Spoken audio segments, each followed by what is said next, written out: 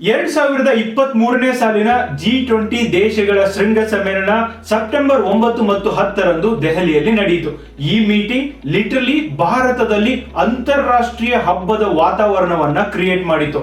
Friends, ನಾನು ಇದನ್ನು ಯಾಕೆ ಹೇಳ್ತಿದ್ದೀನಿ ಅಂದ್ರೆ, ಇಂಥ ಒಂದು ಮೀಟಿಂಗ್ಗಳು ಭಾರತದಲ್ಲಿ ನಡೆಯೋದು ಬಹಳಷ್ಟು ಭಾರತೀಯರ ಕನಸಾಗಿತ್ತು.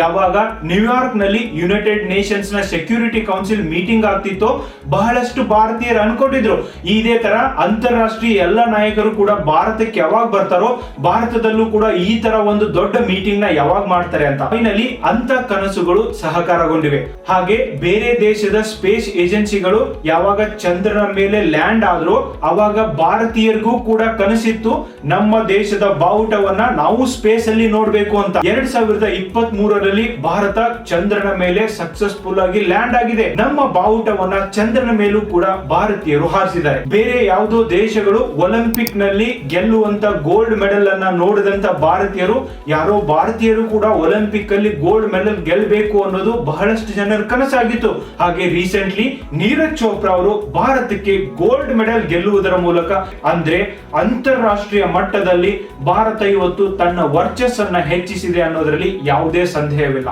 ಫ್ರೆಂಡ್ಸ್, ಡೆಲ್ಲಿಯಲ್ಲಿ ನಡೆದಂತ ಈ ಮೀಟಿಂಗ್ ಆಗಿ ದೆಹಲಿಯಲ್ಲಿ ಏನೇನೆಲ್ಲ ಅರೇಂಜ್ಮೆಂಟ್ಸ್ ಗಳನ್ನ ಮಾಡಲಾಗಿತ್ತು ಅಂತ ನೋಡೋಣ.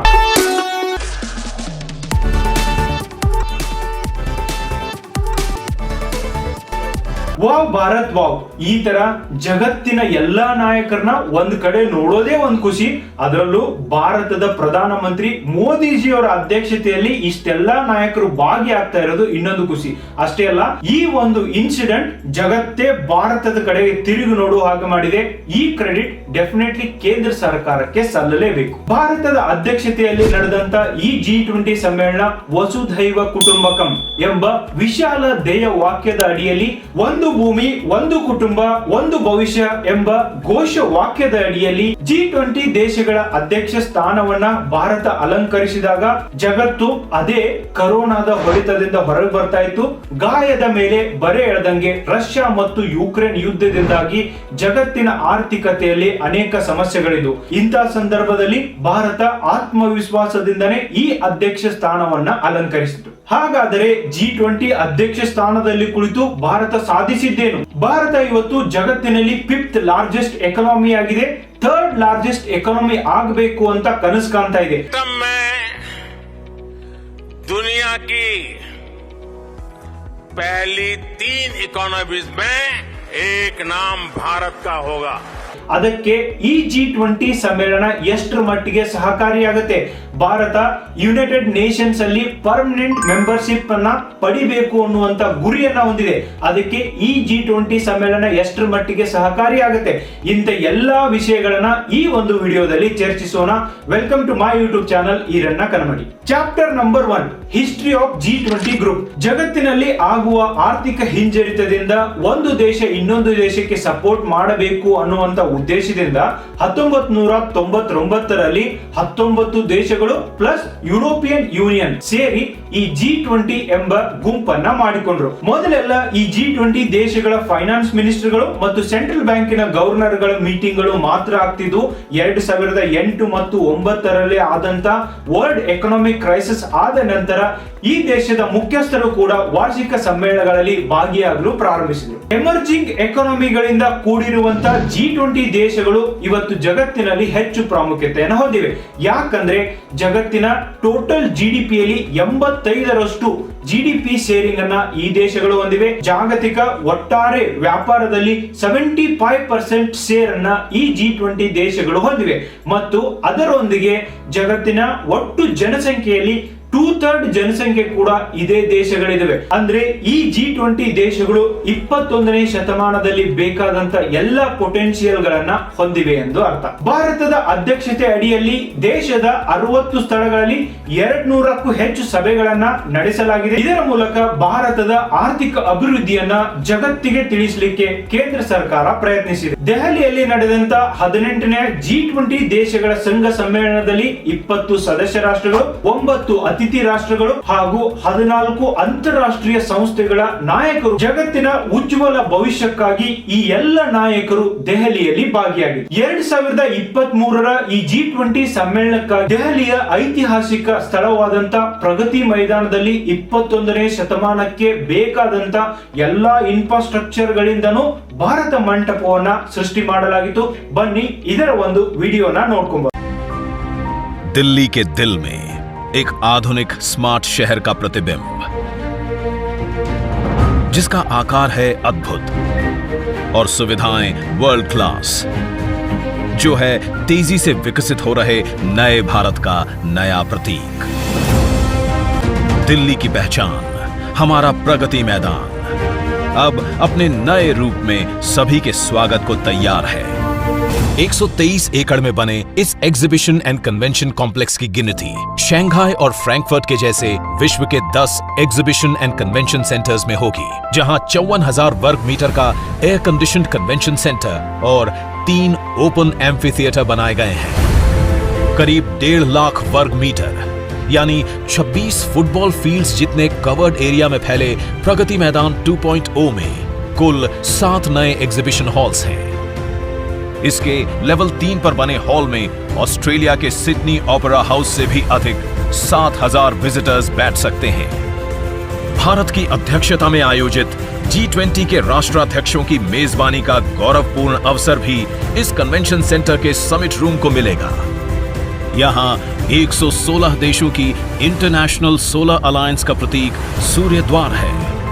जीरो से इसरो तक भारतीय विज्ञान की कथा सुनाते प्रगति चक्र है. विश्व संरचना का आधार दर्शाते पंच महाभूत हैं.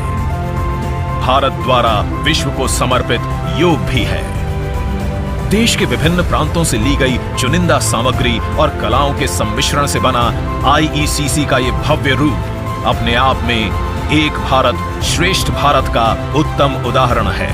ಭಾರತ G20 ದೇಶಗಳ ಅಧ್ಯಕ್ಷ ಸ್ಥಾನದ ಬಾಧ್ಯತೆ ಮತ್ತು ಹಿತಾಸಕ್ತಿಯನ್ನ ಗಮನದಲ್ಲಿಟ್ಟುಕೊಂಡು ವರ್ಷವಿಡೀ ದೇಶಾದ್ಯಂತ ನಡೆದಂತ ಮೀಟಿಂಗ್ಗಳಲ್ಲಿ ಅನೇಕ ವಿಷಯಗಳನ್ನ ಚರ್ಚಿಸಲಾಗಿದೆ. ಉದಾಹರಣೆಗೆ ಒಂದು ಭೂಮಿ ಧ್ಯೇಯದ ಅಡಿಯಲ್ಲಿ ಇವತ್ತು ಜಗತ್ನಲ್ಲಿ ಆಗ್ತಾ ಇರುವಂತ ಎಲ್ಲಾ ಸಮಸ್ಯೆಗಳು, ಅದರಲ್ಲೂ ವಾತಾವರಣದ ಬದಲಾವಣೆಗಳಾಗಿರ್ಬೋದು, ಹಸಿರು ಉಪಕ್ರಮಗಳನ್ನ ಕುರಿತು ಸದಸ್ಯ ರಾಷ್ಟ್ರಗಳೊಂದಿಗೆ ಚರ್ಚೆ ನಡೆಸಿ ಒಂದು ಕುಟುಂಬದ ಧ್ಯೇಯದ ಅಡಿಯಲ್ಲಿ ಇನ್ಕ್ಲೂಸಿವ್ ಗ್ರೋತ್ ಅಂದ್ರೆ ಜಗತ್ತಿನ ಆರ್ಥಿಕ ಅಭಿವೃದ್ಧಿಯಲ್ಲಿ ಪ್ರತಿಯೊಂದು ದೇಶನೂ ಕೂಡ ಭಾಗಿಯಾಗಬೇಕು ಅಂತ ಭಾರತ ಕರೆ ನೀಡಿದೆ. ಅಷ್ಟೇ ಅಲ್ಲ ಫ್ರೆಂಡ್ಸ್, ಹಿಂದುಳಿದಿರುವಂತ ಆಫ್ರಿಕನ್ ದೇಶಗಳನ್ನ G20 ಗುಂಪಿಗೆ ಸೇರಿಸಿಕೊಳ್ಳುವುದರ ಮೂಲಕ ಭಾರತ ಈ ಬಡ ರಾಷ್ಟ್ರಗಳಿಗೆ ಹೆಲ್ಪ್ ಮಾಡಿದೆ. ಇನ್ನು ಮುಂದೆ G20 ಹೋಗಿ G21 ಕೂಡ ಆಗಲಿದೆ. ಒಂದು ಭವಿಷ್ಯ ಎಂಬ ಕಲ್ಪನೆ ಅಡಿಯಲ್ಲಿ ಜಗತ್ತಿನ ಬಡ ರಾಷ್ಟ್ರಗಳ ಸಮಸ್ಯೆಯನ್ನ ಕುರಿತು, ಈ ಬಡ ರಾಷ್ಟ್ರಗಳು ಸಾಲದ ಸುಳಿಗೆ ಸಿಲುಕ್ತಾ ಇರುವಂತ ವಿಷಯವನ್ನ ಕುರಿತು ಮತ್ತು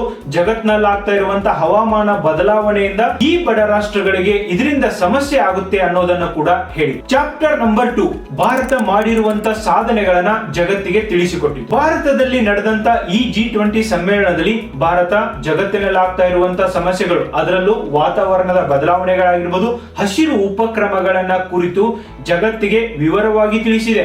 ಅಷ್ಟೇ ಅಲ್ಲ, ಇಂಥ ಸಮಸ್ಯೆಗಳಿಂದ ಯಾವ ತರ ನಾವು ಹೊರಗೆ ಬರಬೇಕು, ಪಾರಂಪರಿಕ ಜೀವನ ಪದ್ಧತಿಯ ಆಧಾರದ ಅಡಿಯಲ್ಲಿ ಪರಿಸರ ಸ್ನೇಹಿ ಅಭ್ಯಾಸಗಳನ್ನ ಪ್ರೋತ್ಸಾಹಿಸುವ ಉದ್ದೇಶದಿಂದ ಲೈಫ್ ಸ್ಟೈಲ್ ಫಾರ್ ಎನ್ವೈರನ್ಮೆಂಟ್ ಎಂಬ ಆಂದೋಲನದ ಪ್ರಾಮುಖ್ಯತೆಯನ್ನ ಜಗತ್ತಿಗೆ ಭಾರತ ಸಾರಿದೆ. 21ನೇ ಶತಮಾನ ಆವಿಷ್ಕಾರಕ್ಕೆ ಹೆಸರುವಾಸಿ, ಅದರಲ್ಲೂ ಡಿಜಿಟಲ್ ಆವಿಷ್ಕಾರದಲ್ಲಿ ಭಾರತ ತುಂಬಾನೇ ಮುಂದುವರೆದಿದೆ. ಅದಕ್ಕೆ ಉದಾಹರಣೆಯಾಗಿ ಆಧಾರ್ ಆಗಿರಬಹುದು, UPI ಆಗಿರಬಹುದು, ಕೋವ್ಯಾಕ್ಸಿನ್, ಡಿಜಿ ಲಾಕರ್ ನಂತ ವ್ಯವಸ್ಥೆಗಳನ್ನ ಸದಸ್ಯ ರಾಷ್ಟ್ರಗಳಿಗೂ ಕೂಡ ಭಾರತ ತಿಳಿಸಿದೆ. ಭಾರತದಲ್ಲಿ ಭ್ರಷ್ಟಾಚಾರ ಹೆಚ್ಚಿರುವ ಕಾರಣ ಕೇಂದ್ರ ಸರ್ಕಾರ ಡೈರೆಕ್ಟ್ ಬೆನಿಫಿಟ್ ಟ್ರಾನ್ಸ್ಫರ್ ಸ್ಕೀಮ್ ಅನ್ನ ಇಂಟ್ರೊಡ್ಯೂಸ್ ಮಾಡಿದೆ. ಇದರ ಮೂಲಕ ಬೆನಿಫಿಷಿಯರಿಗೆ ಡೈರೆಕ್ಟ್ ಆಗಿ ಸರ್ಕಾರ ನೀಡುವಂತ ವ್ಯವಸ್ಥೆಗಳು ಕೂಡ ತಲುಪ್ತಿದಾವೆ. ಇದನ್ನ ಜಗತ್ತಿನ ಮುಂದೆ ಭಾರತ ಅನಾವರಣ ಮಾಡಿದೆ. ಫ್ರೆಂಡ್ಸ್, ಜಗತ್ನಲ್ಲಿ ನಡೀತಾ ಇರುವಂತ 46% ಡಿಜಿಟಲ್ ಪಾವತಿಗಳು ಭಾರತದಲ್ಲೇ ಆಗ್ತಾ ಇದಾವೆ. ಅಂದ್ರೆ ಇವತ್ತು ಬೀದಿ ಬದಿಯ ವ್ಯಾಪಾರಿಯಿಂದ ಹಿಡಿದು ಫಾಶ್ ಇರುವಂತ ಮಾಲ್ ಗಳವರೆಗೂ ಕೂಡ UPI ID ಮೂಲಕ ಪೇಮೆಂಟ್ ಗಳನ್ನ ಮಾಡಬಹುದು. ಅಷ್ಟೇ ಯಾಕೆ ಭಾರತದಲ್ಲಿ ಎಲ್ಲೆಲ್ಲಿ G20 ಮೀಟಿಂಗ್ ಗಳು ಆಗಿದಾವೋ ಅಲ್ಲೆಲ್ಲ ವಿದೇಶದಿಂದ ಬಂದಂತ ಅತಿಥಿಗಳಿಗೂ ಕೂಡ ಈ UPI ಬಗ್ಗೆ ತಿಳಿಸಲಾಯಿತು. ಅವರು ಕರಕುಶಲ ವಸ್ತುಗಳನ್ನ ಖರೀದಿ ಮಾಡಲಿಕ್ಕೆ UPI ID ಯನ್ನ ಉಪಯೋಗ ಮಾಡುವುದರ ಮೂಲಕ ಪೇಮೆಂಟ್ ಗಳನ್ನ ಮಾಡಿದ್ದಾರೆ. ಅಂದ್ರೆ ಇಮ್ಯಾಜಿನ್ ಮಾಡಿ ಭಾರತದ ವರ್ಚಸ್ಸು ಜಗತ್ತಿನಲ್ಲಿ ಯಾವ ತರ ಹೆಚ್ಚಾಗ್ತಿದೆ. ಜಗತ್ತಿನ ಬಹುತೇಕ ದೇಶಗಳು ಸೈಬರ್ ಸೆಕ್ಯೂರಿಟಿಯ ಸಮಸ್ಯೆಯಿಂದಾಗಿ ಡಿಜಿಟಲ್ ಪಾವತಿಗಳನ್ನ ಮಾಡ್ತಾ ಇಲ್ಲ, ಹಾಗೆ ಈ ಡಿಜಿಟಲ್ ಜಗತ್ತಿಗೆ ತೆರೆದುಕೊಳ್ತಾ ಇಲ್ಲ. ಭಾರತದ ಈ ಸಿಂಪಲ್ ವ್ಯವಸ್ಥೆಯನ್ನ ನೋಡಿ ಈ ದೇಶಗಳೇನಾದ್ರೂ ಡಿಜಿಟಲ್ ಪಾವತಿಗಳನ್ನ ಪ್ರಾರಂಭಿಸಿದ್ರೆ ಇದರಿಂದ ಭಾರತಕ್ಕೆ ತುಂಬಾನೇ ಅನುಕೂಲ ಆಗುತ್ತೆ. ಈಗ ಆಲ್ರೆಡಿ ನಮ್ಮ ನೆರೆಯ ದೇಶಗಳು UPI ಅನ್ನ ಅಡಾಪ್ಟ್ ಮಾಡ್ಕೊಂಡಿದ್ದಾವೆ, ಹಾಗೆ ಜಗತ್ತಿನ ಬಹುತೇಕ ದೇಶಗಳು ಭಾರತದ UPI ID ಯನ್ನ ಅಡಾಪ್ಟ್ ಮಾಡ್ಕೊಂಡ್ರೆ ದೇಶದ ವರ್ಚಸ್ಸು ಅಂತಾರಾಷ್ಟ್ರೀಯ ಮಟ್ಟದಲ್ಲಿ ಮತ್ತಷ್ಟು ಹೆಚ್ಚಾಗಲಿದೆ. ಇದರಿಂದ ದೇಶಕ್ಕೆ ಫಾರಿನ್ ಇನ್ವೆಸ್ಟ್ಮೆಂಟ್ಗಳು ಬರ್ತವೆ, ಹಾಗೆ ಉದ್ಯೋಗಗಳು ಕೂಡ ಸೃಷ್ಟಿಯಾಗ್ತವೆ. ವರ್ಷವಿಡೀ G20 ಮೀಟಿಂಗ್ ಗಳನ್ನ ದೇಶದ ವಿವಿಧ ಭಾಗದಲ್ಲಿ ಆಯೋಜನೆ ಮಾಡುವುದರ ಮೂಲಕ ವೋಕಲ್ ಫಾರ್ ಲೋಕಲ್ ಎಂಬ ಯೋಜನೆ ಅಡಿಯಲ್ಲಿ ಅಲ್ಲಿ ಇರುವಂತ ಕರಕುಶಲ ವಸ್ತುಗಳು ಮತ್ತು ಕೈಮಗ್ಗದ ವಸ್ತುಗಳ ಪ್ರದರ್ಶನವನ್ನ ನಡೆಸಲಾಯಿತು. ಅಷ್ಟೇ ಅಲ್ಲ friends, one district one product ಅಡಿಯಲ್ಲಿ ಆ ಜಿಲ್ಲೆಗಳಲ್ಲಿ ಸಿಗುವಂತ ವಿಶೇಷ ಖಾದ್ಯಗಳನ್ನ ಜಗತ್ತಿನ ಈ ನಾಯಕರಿಗೆ ಉಣಬಡಿಸಲಾಯಿತು. ಹಾಗೆ ಇವುಗಳನ್ನ ಖರೀದಿಸಲು ಇಷ್ಟಪಡುವ ನಾಯಕರು UPI ID ಉಪಯೋಗಿಸುವುದರ ಮೂಲಕ ಇವುಗಳನ್ನ ಖರೀದಿಸಿದರು. ಫ್ರೆಂಡ್ಸ್, ಭಾರತಕ್ಕೆ ದೊರೆತಿರುವಂತಹ ಈ ಅವಕಾಶವನ್ನ ಕೇಂದ್ರ ಸರ್ಕಾರ ಎಷ್ಟು ಚೆನ್ನಾಗಿ ಉಪಯೋಗಿಸಿದೆ ಅಂದ್ರೆ ಇವನ್ ರಾಜ್ಯತಾಂತ್ರಿಕ ಜಾಣ್ಮೆ ಮೆರೆಯೋದ್ರಲ್ಲೂ ಕೂಡ ಕೇಂದ್ರ ಸರ್ಕಾರ ಹಿಂದೆ ಬಿದ್ದಿಲ್ಲ. ಉದಾಹರಣೆಗೆ ಜಮ್ಮು ಮತ್ತು ಕಾಶ್ಮೀರ, ಅರುಣಾಚಲ್ ಪ್ರದೇಶದಂತ ಸೆನ್ಸಿಟಿವ್ ಲೊಕೇಶನ್ ಗಳಲ್ಲಿ G20 ಮೀಟಿಂಗ್ ಗಳನ್ನ ನಡೆಸುವುದರ ಮೂಲಕ ನೆರೆಯ ದೇಶಗಳಾದ ಪಾಕಿಸ್ತಾನ ಮತ್ತು ಚೈನಾಕ್ಕೆ ಒಂದು ವಾರ್ನಿಂಗ್ ಅನ್ನು ಕೂಡ ಭಾರತ ನೀಡಿದೆ. ವಿವಿಧ ಕ್ಷೇತ್ರಗಳಲ್ಲಿ ಮುಂದುವರಿದ ದೇಶಗಳಿಗೆ ಪೈಪೋಟಿ ಒಡ್ಡಬಲ್ಲ ದೇಶವಾಗಿ ಇವತ್ತು ಭಾರತ ಜಗತ್ತಿನಾದ್ಯಂತ ಹೆಸರುವಾಸಿಯಾಗಿದೆ. ಅದಕ್ಕೆ ಉದಾಹರಣೆಯಾಗಿ ಜಸ್ಟ್ 615 ಕೋಟಿ ರೂಪಾಯಿಯಲ್ಲಿ ಚಂದ್ರಯಾನ 3 ಅನ್ನ ಸಕ್ಸಸ್ ಮಾಡಿದಾಗಿರ್ಬೋದು. ಕೊರೋನಾ ಲಸಿಕೆಯನ್ನ ಜಗತ್ತಿನ ಅನೇಕ ದೇಶಗಳಿಗೆ ಭಾರತ ಡಿಸ್ಟ್ರಿಬ್ಯೂಟ್ ಮಾಡಿದೆ. ಚಾಪ್ಟರ್ ನಂಬರ್ 3, ಭಾರತ ಎದುರಿಸಿದ ಸವಾಲುಗಳು. ಭಾರತದಲ್ಲಿ ಇಂದು ಆಗ್ತಾ ಇರುವಂತಹ ಪ್ರಗತಿಯನ್ನ ನೋಡಿ ಬೇರೆ ದೇಶಗಳು ಖುಷಿ ಪಡ್ತಿರಬಹುದು, ಆದ್ರೆ ನಮ್ಮ ನೆರೆಯ ದೇಶಗಳು ಇದನ್ನ ನೋಡಿ ಹೊಟ್ಟೆ ಉರ್ಕೋತಿದಾವೆ. ಹೇಗಾದ್ರೂ ಮಾಡಿ ಭಾರತವನ್ನ ಕಾಲೆಳಿಲಿಕ್ಕೆ ನೋಡ್ತಿದ್ದಾರೆ. ಅದಕ್ಕೆ ಉದಾಹರಣೆಯಾಗಿ ವಸುಧೈವ ಕುಟುಂಬಕಂ ಎಂಬ ಧ್ಯೇಯದ ಅಡಿಯಲ್ಲಿ ಭಾರತ G20 ಸಮ್ಮೇಳನ ಮಾಡ್ಲಿಕ್ಕೆ ಯಾವಾಗ ಡಿಕ್ಲೇರ್ ಮಾಡ್ತೋ ಆಗ ಚೈನಾ ದೇಶ ಇದನ್ನ ಅಪೋಸ್ ಮಾಡ್ತು. ವಸುಧೈವ ಕುಟುಂಬಕಂ ಎಂಬುದು ಸಂಸ್ಕೃತ ಭಾಷೆಯಲ್ಲಿದ್ದು ಸಂಸ್ಕೃತ ಭಾಷೆಯು ಯುನೈಟೆಡ್ ನೇಷನ್ಸ್ ರಿಕಗ್ನೈಸ್ ಮಾಡಿರುವಂತಹ ಭಾಷೆ ಆಗಿಲ್ಲ ಎಂಬುದು ಚೈನಾ ದೇಶದ ವಾದವಾಗಿದೆ. G20 ಸಮ್ಮೇಳನದಲ್ಲಿ ಸಣ್ಣ ದೇಶಗಳು ಇಂದು ಸಾಲದ ಸುಲಿಗೆ ಸಿಲುಕ್ತಿದ್ದಾವೆ ಅನ್ನುವಂತ ವಿಚಾರವನ್ನು ಕೂಡ ಭಾರತ ಹೇಳಿತು. ಹಾಗೂ ಜಗತ್ತಿನಲ್ಲಿ ಕೆಲವೇ ದೇಶಗಳು ಸಪ್ಲೈ ಚೈನ್ ಮೇಲೆ ಡಾಮಿನೆನ್ಸ್ ಅನ್ನು ಹೊಂದಿವೆ ಅನ್ನುವ ವಿಚಾರವನ್ನು ಕೂಡ ಭಾರತ ಹೇಳಿತು. ಈ ಕಾರಣಗಳಿಂದಾಗಿಯೇ ಭಾರತದಲ್ಲಿ ನಡೀತಾ ಇರುವಂತಹ G20 ಮೀಟಿಂಗ್ ಗೆ ಚೈನಾ ದೇಶ ಭಾಗಿಯಾಗಿಲ್ಲ. ಇಷ್ಟೆಲ್ಲಾ ಬಿಡಿ ಫ್ರೆಂಡ್ಸ್, ವೆಸ್ಟರ್ನ್ ದೇಶಗಳು ಹೇಳ್ತಿದ್ವು ಪ್ರಜಾಪ್ರಭುತ್ವ ವ್ಯವಸ್ಥೆ ಗ್ರೀಸ್ ದೇಶದಲ್ಲಿ ಹುಟ್ಟಿದ್ದು. ನಾವೆಲ್ಲ ಟೆಕ್ಸ್ಟ್ ಬುಕ್ ಅಲ್ಲಿ ಓದಿದ್ದೇವೆ ಗ್ರೀಸ್ ದೇಶವು ಪ್ರಜಾಪ್ರಭುತ್ವದ ತೊಟ್ಟಿಲು ಎಂದು. ಆದ್ರೆ ನಮ್ಮ ದೇಶದ ಪ್ರಧಾನಿಯವರು ಜಗತ್ತಿನ ಅನೇಕ ಫೋರಂಗಳಲ್ಲಿ ಸಾರಿ ಹೇಳಿದ್ದಾರೆ ಪ್ರಜಾಪ್ರಭುತ್ವ ವ್ಯವಸ್ಥೆಯು ಭಾರತದಲ್ಲಿ ಶತಮಾನಗಳ ಹಿಂದೆ ಇತ್ತು. ಅದಕ್ಕೆ ಉದಾಹರಣೆಯಾಗಿ 12ನೇ ಶತಮಾನದಲ್ಲಿ ವಿಶ್ವಗುರು ಬಸವಣ್ಣನವರು ಪ್ರಾರಂಭಿಸಿದಂತ ಅನುಭವ ಮಂಟಪ. हम डेमोक्रेटिक वैल्यूज के लिए दुनिया से सारी बातें होता. आपको जानकर के खुशी होगी 12th सेंचुरी में भगवान बसवेश्वर ने मैग्ना कार्टा के भी पहले लोकतंत्र के लिए पूरा जीवन खपा दिया. ಚಾಪ್ಟರ್ ನಂಬರ್ 4, ಕೇಂದ್ರ ಸರ್ಕಾರಕ್ಕೆ ಭಾರತದಲ್ಲಿನ ವಿರೋಧ ಪಕ್ಷಗಳು ಕೇಳುವ ಕೆಲವು ಪ್ರಶ್ನೆಗಳು. ಮೊದಲನೇದಾಗಿ G20 ದೇಶಗಳ ಮೀಟಿಂಗು ಭಾರತದಲ್ಲಿ ನಡೀತಾ ಇರುವುದರಿಂದ ಈ ಶ್ರೇಯಸ್ಸು ಭಾರತೀಯರಿಗೆ ಸಲ್ಲಬೇಕೇ ಹೊರತು ಕೇಂದ್ರ ಸರ್ಕಾರ ಪ್ರತಿಯೊಂದು ಬ್ಯಾನರ್ ನಲ್ಲೂ ಕೂಡ ಬಿಜೆಪಿಯ ಚಿಹ್ನೆಯನ್ನ ಹಾಕಿದೆ ಮತ್ತು ಬಿಜೆಪಿಯ ಕಲರ್ ಅನ್ನ ಜಗತ್ತಿಗೆ ತೋರಿಸ್ತಾ ಇದೆ. ಅವಶ್ಯಕತೆ ಏನಿತ್ತು? ಹಾಗಾದ್ರೆ 2024ರಲ್ಲಿ ನಡೆಯುವಂತ ಲೋಕಸಭಾ ಚುನಾವಣೆಗೆ ಬಿಜೆಪಿ ಸರ್ಕಾರ ಈಗಿಂದಲೇ ಪ್ರಚಾರ ಪ್ರಾರಂಭ ಮಾಡಿದೆ.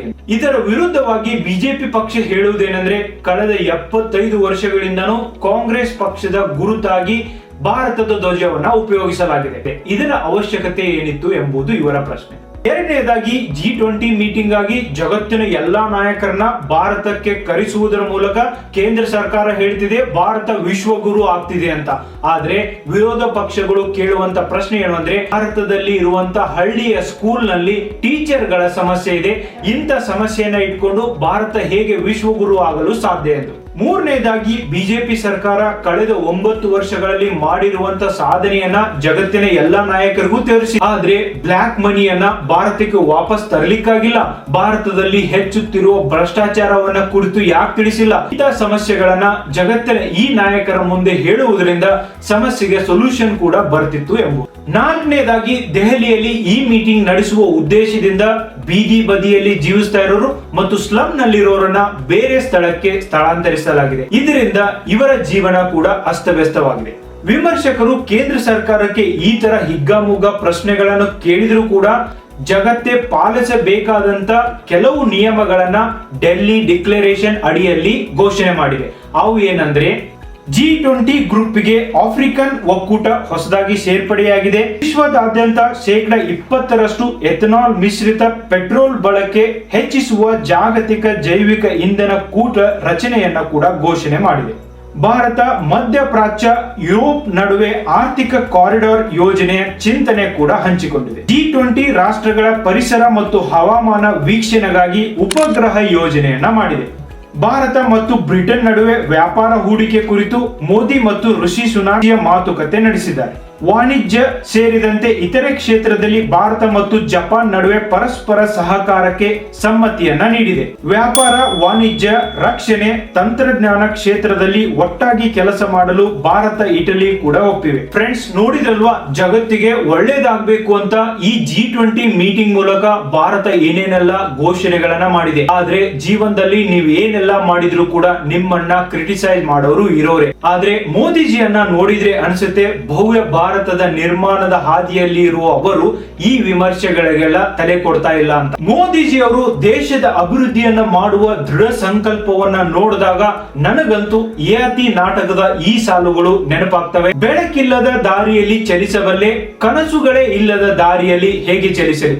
21ನೇ ಶತಮಾನದಲ್ಲಿ ನಮ್ಮ ದೇಶವನ್ನ ಸದೃಢ ದೇಶವನ್ನಾಗಿ ಮಾಡಬೇಕು ಮತ್ತು ಹೊಸ ಭಾರತ ನಿರ್ಮಾಣ ಮಾಡಬೇಕೆಂದು ಮೋದಿಜಿ ಅವರು ಮಾಡ್ತಾ ಇರುವಂತ ಈ ಎಲ್ಲ ಕೆಲಸಕ್ಕೆ ಭಾರತೀಯರಾದಂತ ನಾವೆಲ್ಲರೂ ಕೂಡ ಸಪೋರ್ಟ್ ಮಾಡೋಣ. ಯಾವತ್ತೂ ಕೂಡ ಜೀವನದಲ್ಲಿ ವಿಮರ್ಶಕರು ಇರಬೇಕು. ಅಂದಾಗ ಮಾತ್ರ ನಾವು ಮಾಡ್ತಾ ಇರುವಂತ ಸಣ್ಣ ಪುಟ್ಟ ತಪ್ಪುಗಳು ಕೂಡ ನಮಗೆ ಗೊತ್ತಾಗ್ತವೆ. ಆದ್ದರಿಂದ ಮೋದಿಜಿ ಮಾಡ್ತಾ ಇರುವಂತ ಪ್ರತಿಯೊಂದು ಕೆಲಸಗಳಿಗೂ ಕೂಡ ಭಾರತೀಯರಾದ ನಾವೆಲ್ಲ ಸಪೋರ್ಟ್ ಮಾಡೋಣ. ಜೈ ಹಿಂದ್, ಜೈ ಭಾರತ್. ಫ್ರೆಂಡ್ಸ್, ನಿಮಗೆ ನಮ್ಮ ಕಂಟೆಂಟ್ ಇಷ್ಟ ಆದಲ್ಲಿ ನಮ್ಮ ಚಾನಲ್ ಅನ್ನು ಸಬ್ಸ್ಕ್ರೈಬ್ ಮಾಡೋದನ್ನ ಮರಿಬೇಡಿ. Thank you so much for watching the video.